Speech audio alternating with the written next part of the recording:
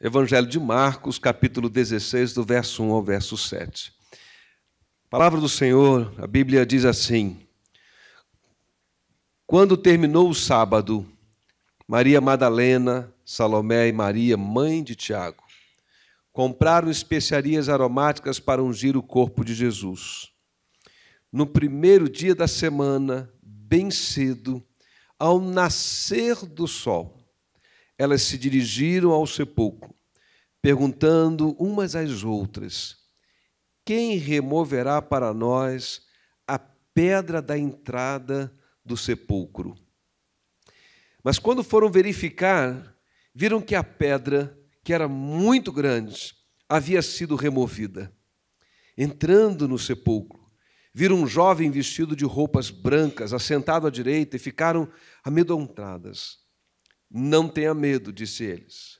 Vocês estão procurando Jesus, o Nazareno, que foi crucificado. Ele ressuscitou, não está aqui. Venham e vejam o lugar onde havia posto. Vão e digam aos discípulos dele e a Pedro: ele está indo adiante de vocês para a Galileia. Lá vocês verão como ele lhes disse. Amém. A notícia mais extraordinária que a humanidade já ouviu veio de um túmulo vazio. Alguém já disse, de fato, e isso para mim faz muito sentido, de que é nesse túmulo vazio que a igreja nasce de verdade, surge de volta de verdade. E é muito compreensível se a gente começa a ler os evangelhos, esse clima que eles estavam vivendo naquele domingo pela manhã. A ressurreição de Jesus é algo extraordinário. Não só do ponto de vista histórico. Do ponto de vista histórico, há muita discussão. Há quem conteste, há pelo menos 3 posições básicas: os que creem, os que contestam e os que creem, mas têm ressalvas. Não é só uma coisa extraordinária do ponto de vista histórico. Não é apenas um milagre físico da biologia humana que alguém morto 3 dias, aproximadamente 3 dias depois de sepultado, aparece vivo. E a Bíblia diz para muita gente, mais de 500 pessoas. Não é só esse o fato extraordinário, mas é o fato de que essa pessoa era Jesus. Era uma pessoa que fez afirmações ousadas como nenhum outro foi capaz de fazer. Alguém que anunciou previamente a sua própria ressurreição, embora nem todo mundo conseguiu compreender o significado dessa palavra, os seus próprios discípulos, os seus apóstolos. Né? Tanto que, lá em Lucas 24, Jesus vai encontrar 2 deles a caminho de Emaús, né? E eles estão conversando, eles estão falando da frustração que eles tinham de Jesus, não ter sido o rei de Israel como eles haviam pensado, apesar das informações que estavam chegando cada vez mais, se espalhando, de que ele havia ressuscitado.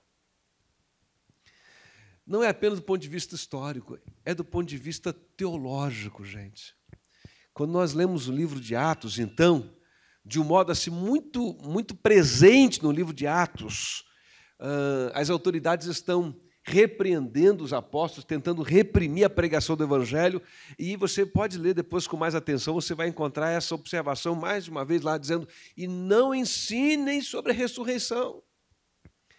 Porque, mais do que uma coisa extraordinária do ponto de vista físico da biologia humana, era de uma implicação espiritual extraordinária, e eles não queriam admitir isso. Por exemplo, o conceito de que se um homem justo, inocente, sem pecados, fosse morto, Deus o traria de volta à vida. Admitir a ressurreição de Jesus significava admitir que eles mataram o Messias e de que verdadeiramente ele era inocente e nele não havia culpa nenhuma. Para nós, Paulo vai dizer, é o fundamento da nossa fé. Paulo escreve a primeira carta aos Coríntios, no capítulo 15, e ele diz assim: se Cristo não ressuscitou, é vã a nossa pregação e é inútil a sua fé. Paulo diz isso. Que se Cristo não ressuscitou, e se nós não cremos que Cristo tenha ressuscitado, então é vã a pregação da igreja, não faz sentido, não pode oferecer esperança para ninguém, e a nossa fé e a sua fé não tem utilidade nenhuma. Tê-la ou não tê-la não faria diferença. Na verdade, Paulo chega a dizer que seria melhor não tê-la, porque ele diz assim: se a nossa esperança em Cristo se resume apenas a esta vida, somos de todos os homens os mais miseráveis, os infelizes. Então a ressurreição é chave. Se a morte é, do ponto de vista bíblico e espiritual,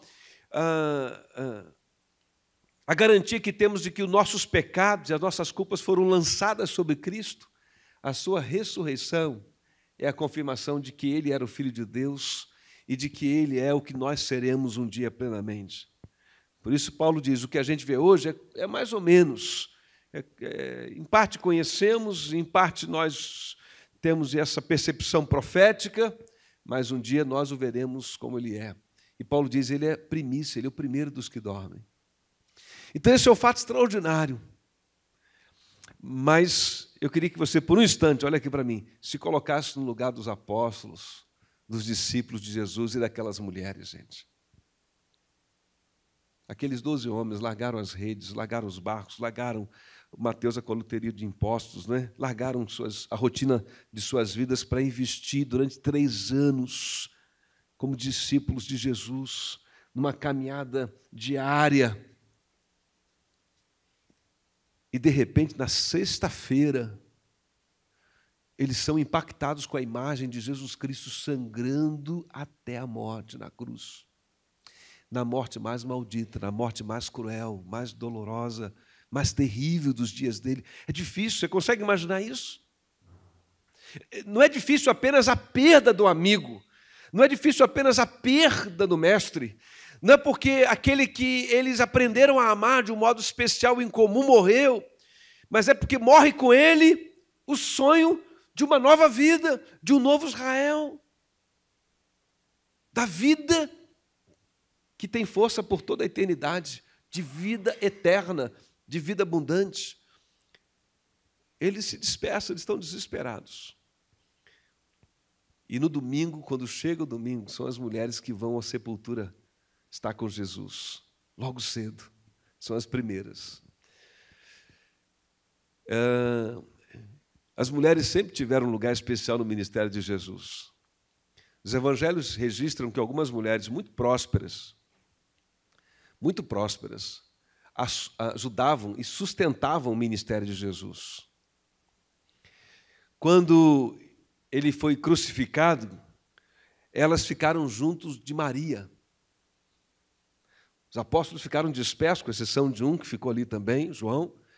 Todos os outros ficaram dispersos, assustados, correram, mas as mulheres estavam ali juntos. Quando José de Arimateia pede o corpo de Jesus para sepultá-lo em uma sepultura nova que ele havia adquirido, sem uso ainda, tinha na família dele, tinha mais uma. Outro homem rico e próspero, ele oferece essa sepultura nova para Jesus. Elas estavam lá. Elas estavam lá no final da tarde da sexta-feira, antes que o sábado começasse, elas estavam lá. E elas viram rolar aquela pedra enorme, os homens puxando com corda aquela pedra enorme. Depois elas tomaram conhecimento de que, por causa das autoridades religiosas, um selo romano foi colocado lá para que ninguém violasse o túmulo. Mas domingo de manhã elas estão correndo para lá.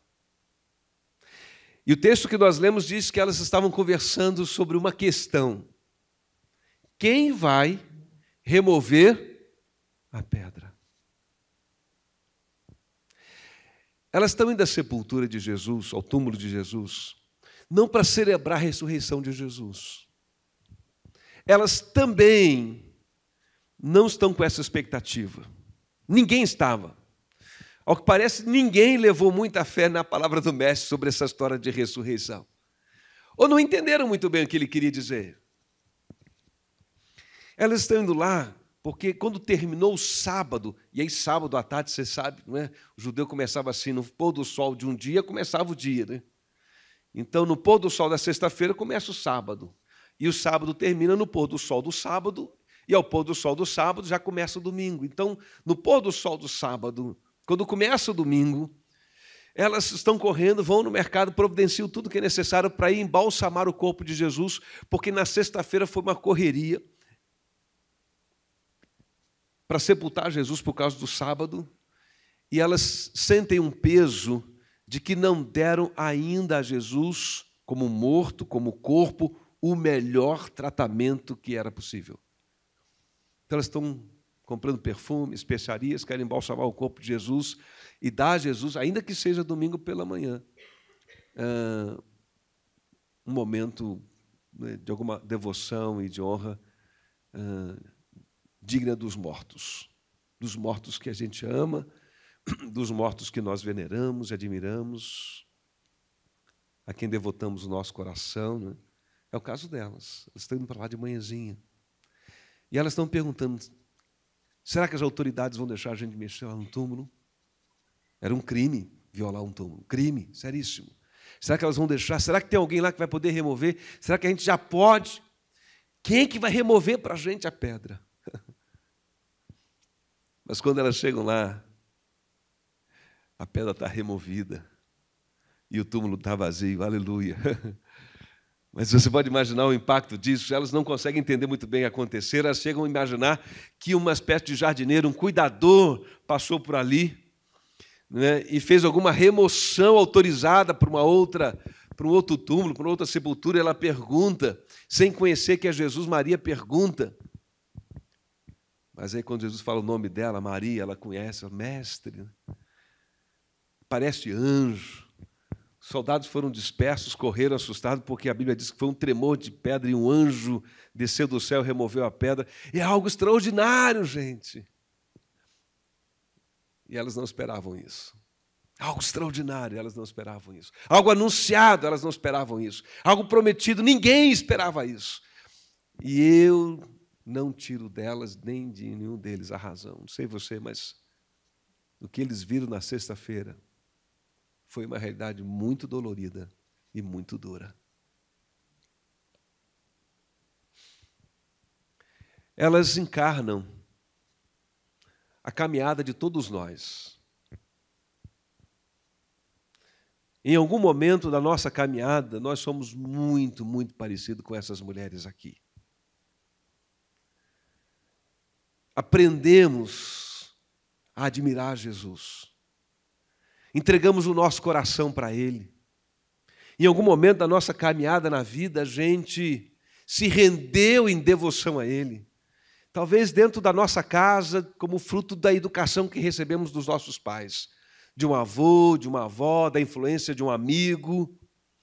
Talvez num ambiente como esse, de uma igreja reunida, alguém cantou, alguém leu um texto, alguém deu um testemunho, alguma coisa aconteceu e a palavra do Evangelho foi apresentada para a gente em algum momento e a gente nem sabe explicar às vezes muito bem como se deu, mas algo tocou o nosso coração e alguém nos perguntou se nós queríamos tomar uma decisão, se nós estávamos entendendo o mínimo necessário para firmar um compromisso de vida com Jesus, e nós respondemos sim naquele momento, e a partir daquele dia nós começamos a ler e a estudar a Bíblia, a nos reunir com as pessoas, a ter uma comunhão com convivência na igreja, e começamos a nossa jornada.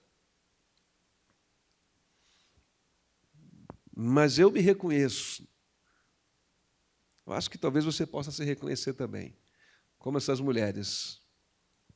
Algumas vezes nessa caminhada ao encontro de Jesus Cristo, na vinda para a igreja, na reunião da igreja, na reunião do pequeno grupo, por uma celebração como a de hoje, a gente vem, mas vem com a gente, em nosso coração, a pergunta: quem vai remover a pedra?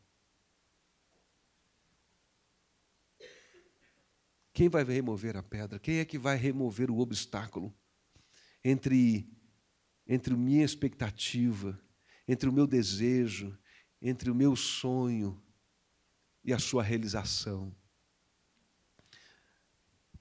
Carlos Drummond de Andrade ficou famoso bem cedo por causa de um poema sobre o qual até hoje se desce muita crítica.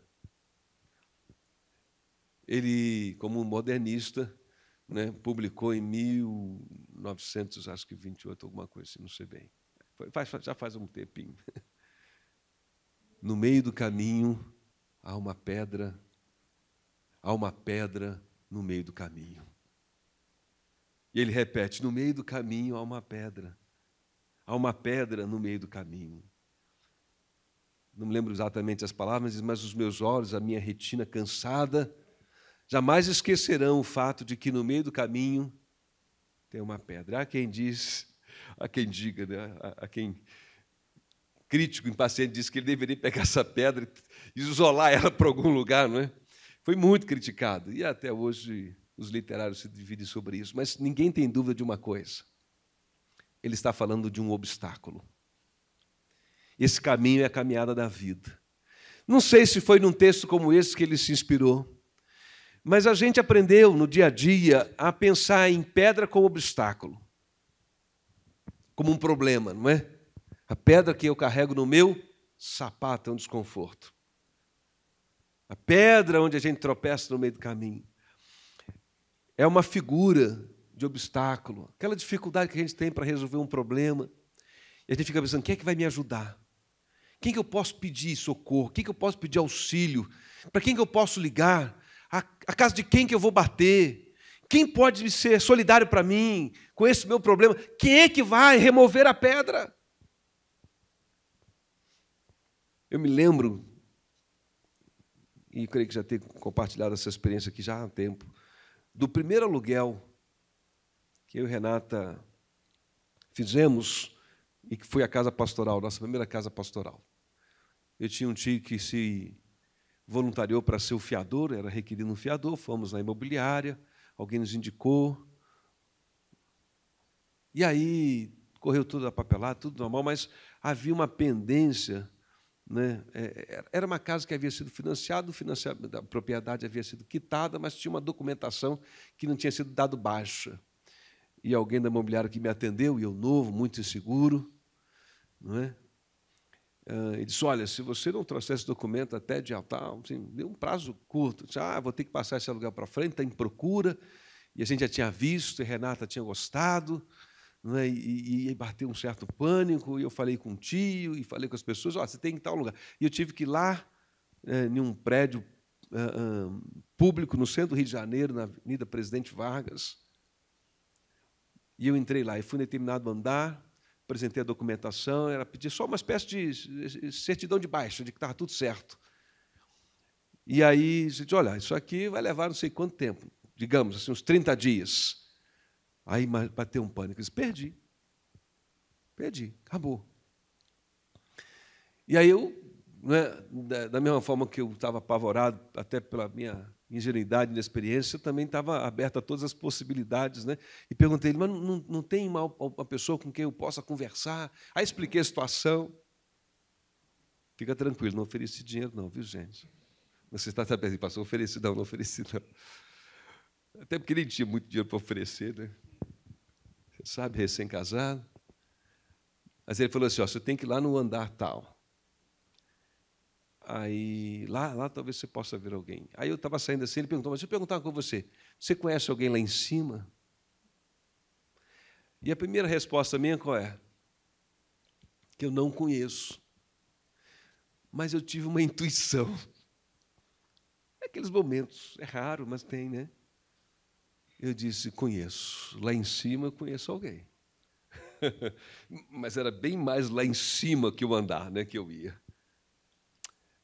Eu consegui. Conversei, contei a história, ele deve ter visto minha cara de choro, né? Se compadeceu comigo, e no mesmo dia eu saí de lá com um documento. Fui para o imobiliário e tudo se resolveu. Tão singelo isso, mas é um retrato de muitos outros momentos da minha vida, talvez da sua, em que a gente se pergunta, será que tem alguém a quem eu possa recorrer?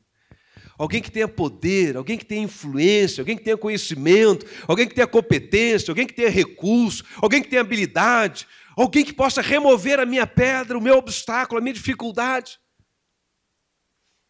Queridos, eu queria dizer para você nessa manhã, da ressurreição de Jesus, que a pedra está removida em nome dele, amém? De que nós conhecemos sim alguém, e que a resposta é Jesus. Jesus pode remover a pedra. Pode ser que ele não remova do jeito que a gente quer. Não foi do jeito que elas esperavam, não é?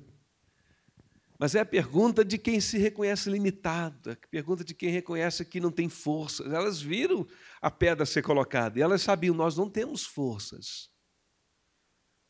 Nós somos mulheres e nós não vamos conseguir fazer o que aqueles homens fizeram com essa pedra enorme. É a pergunta de quem se reconhece limitado, de quem reconhece que precisa de socorro e ajuda. E se você entrou aqui nessa manhã e traz consigo esse reconhecimento, eu sou limitado, eu preciso de ajuda, eu não tenho força para lidar com tudo aquilo que a vida apresenta. A realidade, às vezes, é muito maior do que eu. As dificuldades, os problemas, os horizontes ficam estreitos. É domingo da ressurreição, gente.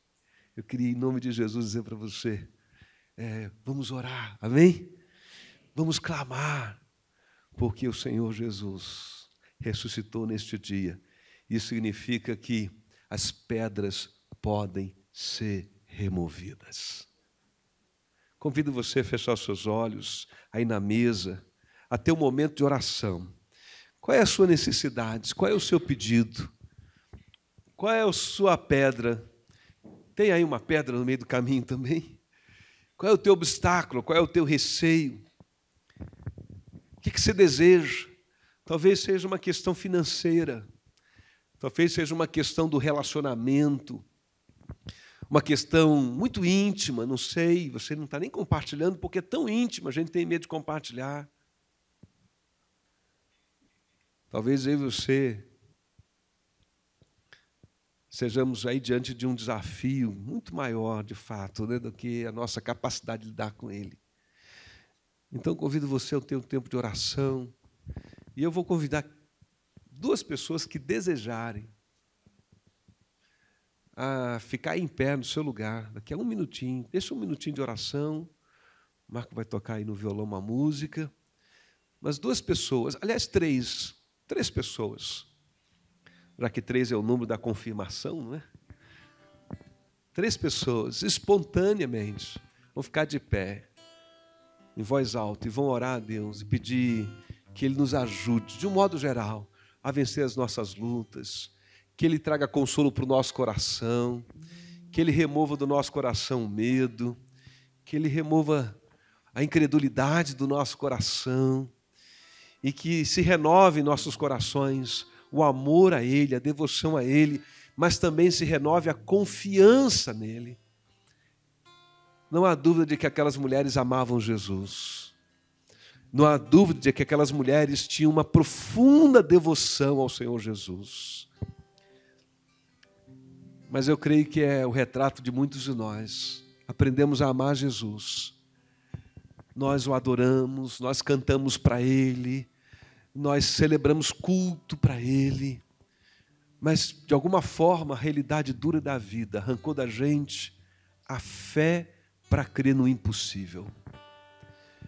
A confiança de que Ele tem tudo sob teu controle e de que aquilo que a gente não pode fazer, Ele fará.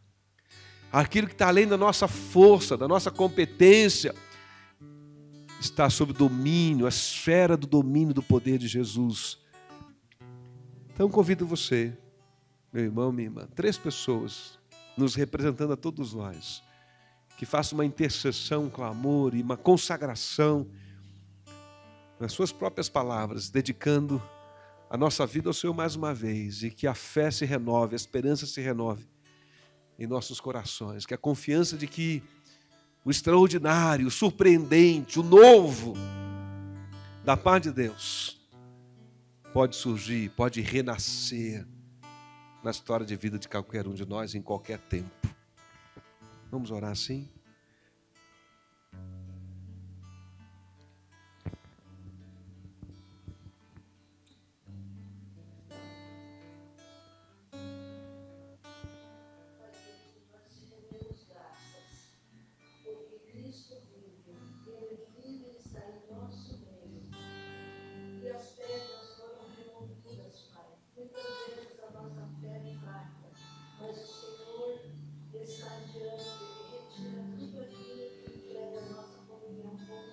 Amém.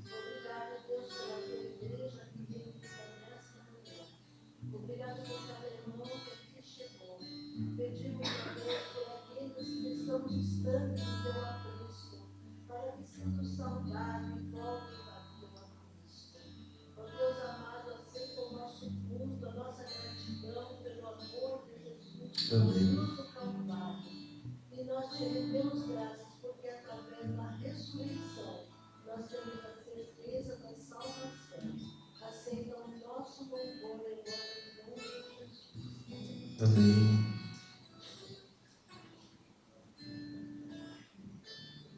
Senhor querido, obrigado por esse dia. Obrigado por podermos estar aqui em liberdade. Amém. O Brasil temos a liberdade de nos louvar, de estarmos aqui a qualquer momento.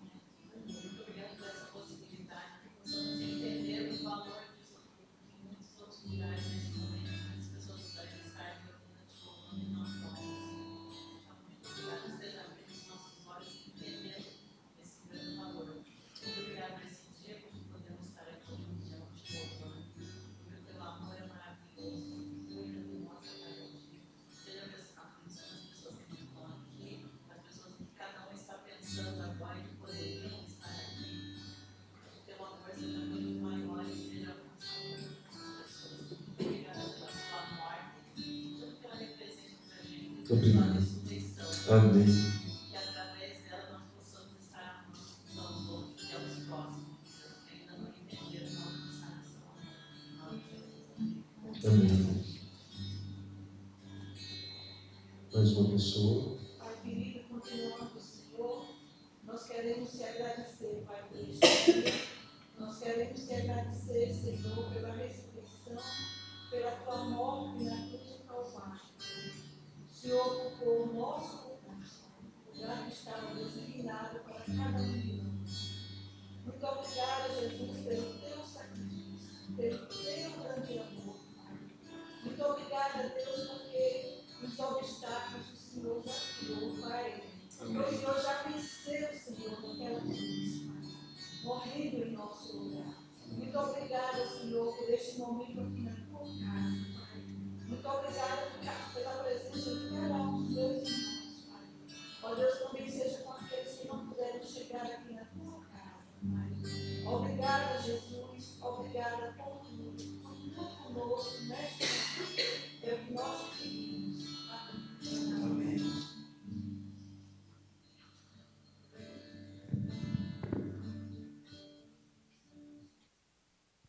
A graça é um presente. Jesus é a graça de Deus. E eu quero convidar vocês para cantar comigo. Vamos ficar de pé?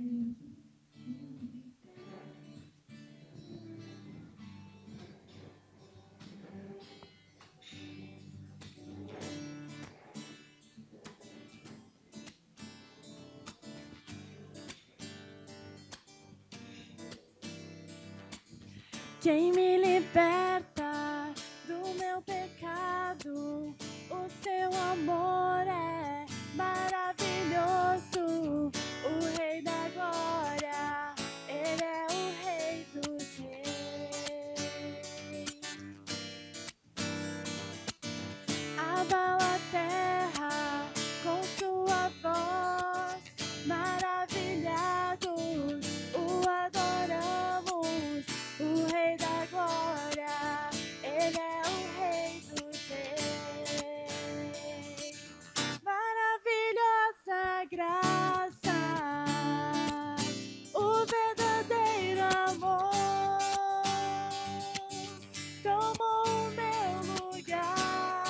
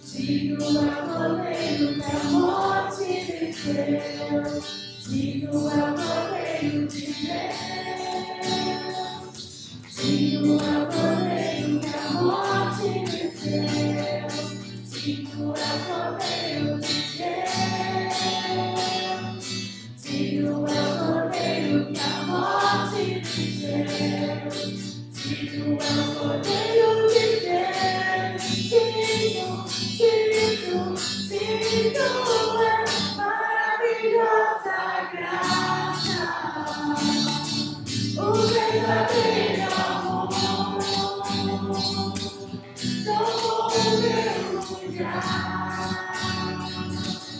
e suportou a cruz. Ele entregou sua vida pra que eu fosse livre. Oh, Jesus, eu canto pelo que fez por mim.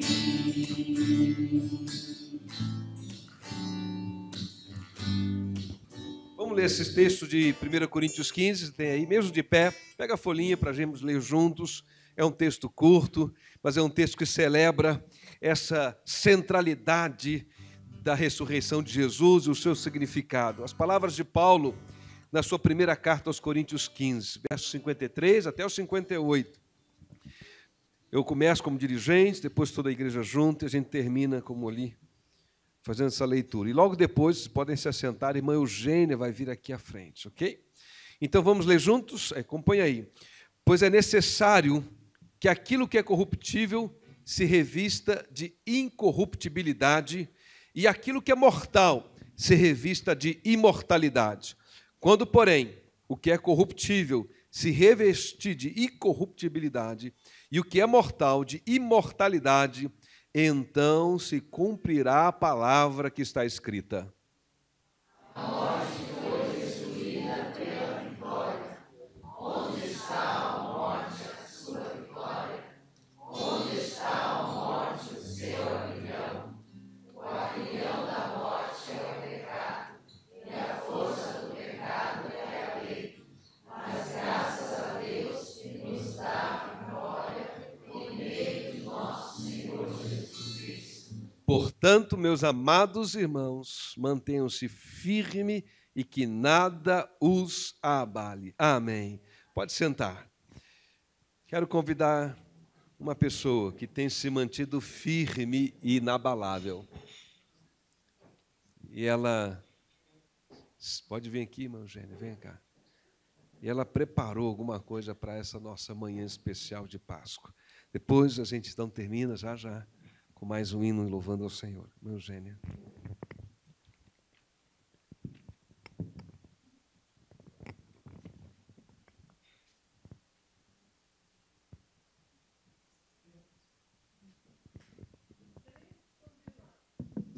Um monte, 3 cruzes, 3 crucificados, 2 ladrões, um santo, justo, repudiado. Este morreria e seria coberto com sucata. Na cruz pregados, o do meio pediu água, o da esquerda blasfemou, nele não creu. O outro da direita repreendeu ao que falava. Nós temos culpa, por isso estamos sofrendo. E olhando ao justo, pediu que lhe se lembrassem, recebendo a afirmação que eu levaria consigo, com ele iria gozar, embora ainda sofresse, ainda chorasse, e naquele mesmo dia estaria com ele no paraíso. Aproximara-se a morte do condenado justo. O sol cobriu-se de trevas. Um terremoto sacudiu a terra. Que susto! Os sepulcros se abriram e ele morreu. O véu do templo se rasgou. Aconteceu. O centurião da guarda, atônito, exclamou: verdadeiramente, este era o Filho de Deus. E os circunstantes afirmavam: assim ele falou. As mulheres piedosas ficaram preocupadas. Havia silêncio, murmúrio, assustados olhares. O dia estava cinzento. Tudo estava perturbado. Notícias desencontradas por todos os lugares. No terceiro dia, o sol apareceu, sem sombras. As nuvens desapareceram. Tudo então clareou. As mulheres foram ao sepulcro levando a aroma, Chegando lá, ouviram: não está aqui, já ressuscitou. Jesus ressuscitou. Jesus ressuscitou, é a Bíblia que afirma. Foi visto por centenas de pessoas crentes. E a todos os que creem, é Ele que afirma que virá outra vez do alto do Oriente. Agora a sua missão é só de intercessor. E junto do seu Pai, Ele roga em nosso favor. Porém, continua sendo o único Senhor que perdoa os pecados e tira a nossa vida. Vitória. Sim, vitória teve o nosso Senhor. Aniquilou a morte, cumpriu sua palavra. Destronou todo o mal pelo seu amor, cumprindo a livre cruz pelo libertar. O Pai lhe deu poder no céu, também na terra. É Ele que controla o mundo e a criação, pois mostra o seu poder na paz, também na guerra, e oferece grátis ao homem salvação.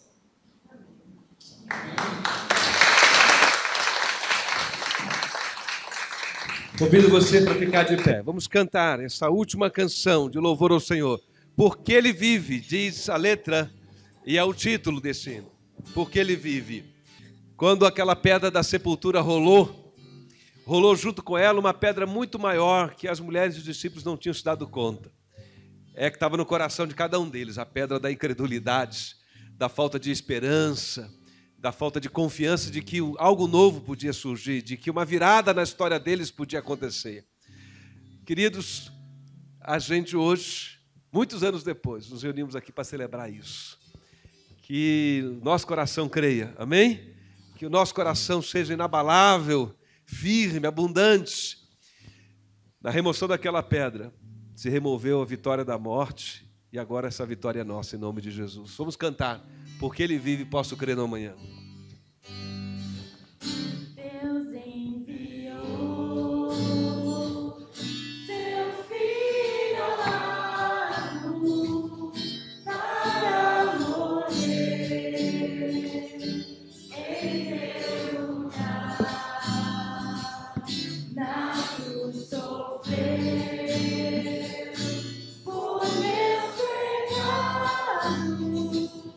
Mas o sepulcro vazio está, porque Ele vive, porque Ele vive, posso crer no amanhã, porque Ele vive, temor não há, mas eu bem sei. Eu sei que a minha vida está nas mãos do meu Jesus que vive está. E quando enfim chegar a hora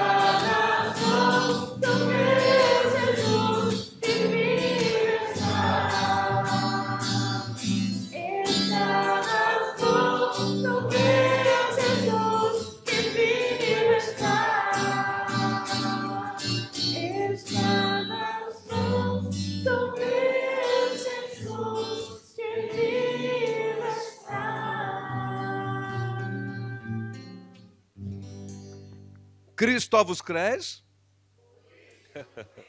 Então vamos no português claro, né? Cristo ressuscitou.